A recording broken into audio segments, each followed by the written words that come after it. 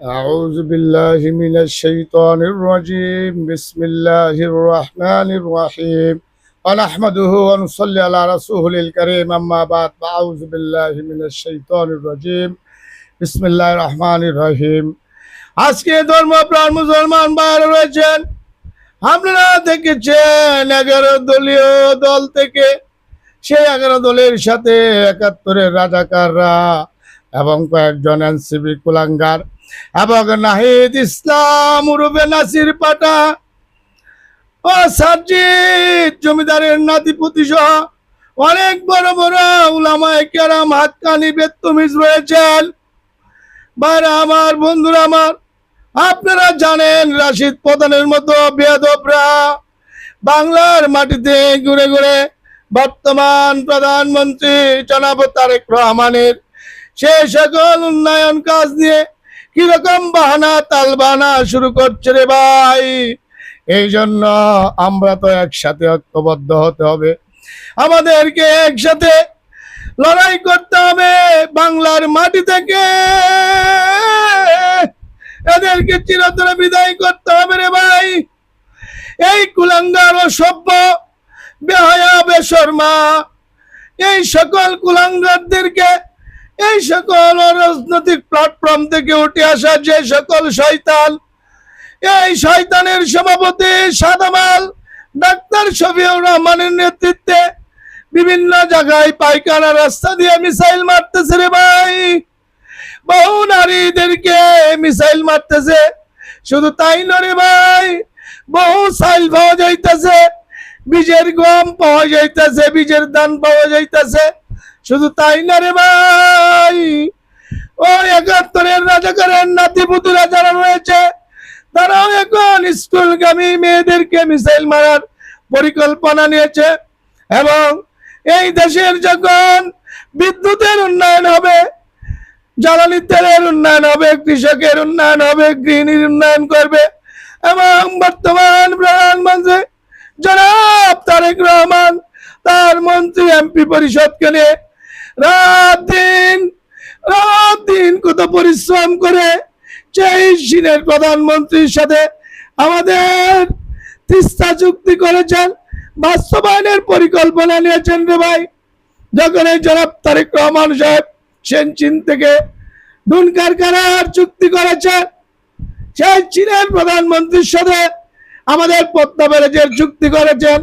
শুধু এখানেই না শেষ ভাই, জনাব তারেক রহমান যখন বাংলাদেশে সুন্দরভাবে ব্যবসা বাণিজ্য করা, বিনিয়োগ করা শুরু করেছে, তখনই রে ভাই 71-এর রাজাকার আলবদর এই জুলাই ব্যবসায়ী নামক কিছু মানুষ কুলাঙ্গার রাশিদ প্রধানের মতো অপদার্থ ও রাজনৈতিক বেয়াদব বেত্তমিজ এবং নাহিদ ইসলাম কিছু বুঝে না, জানে না, পট করে কথা বলে। তারপরে জামাতের মিয়া গোলাম পরোয়ার তাকে এইভাবে একটা লারা মারে গালের মাধ্যমে।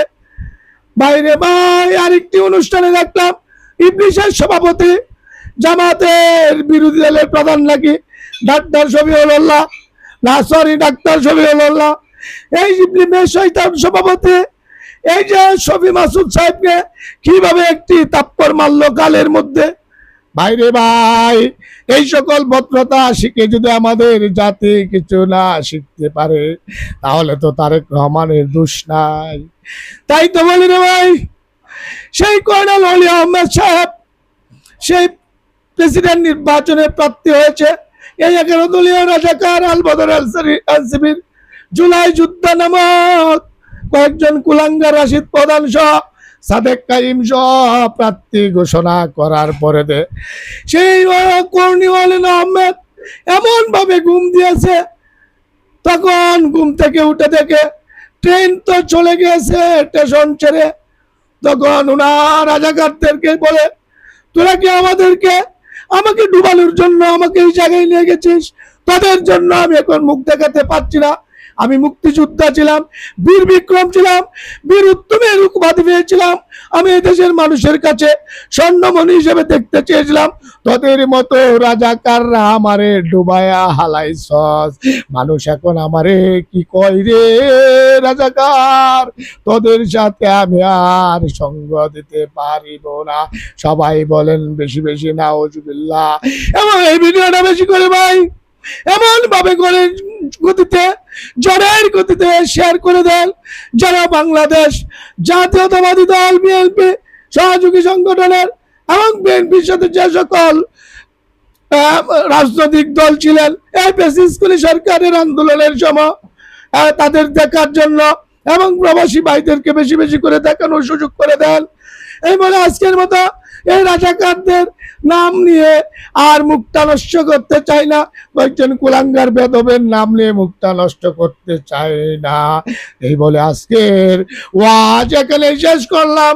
ওয়াকিরি দাওয়ানা আলহামদুলিল্লাহ রাব্বিল আলামিন ওয়া সালাতু ওয়া সালামুল মুরসালিন আলহামদুলিল্লাহ রাব্বিল আলামিন। ভিডিওটা বেশি বেশি করে শেয়ার করবেন। সকলের কাছে রইল আমার অনুরোধ।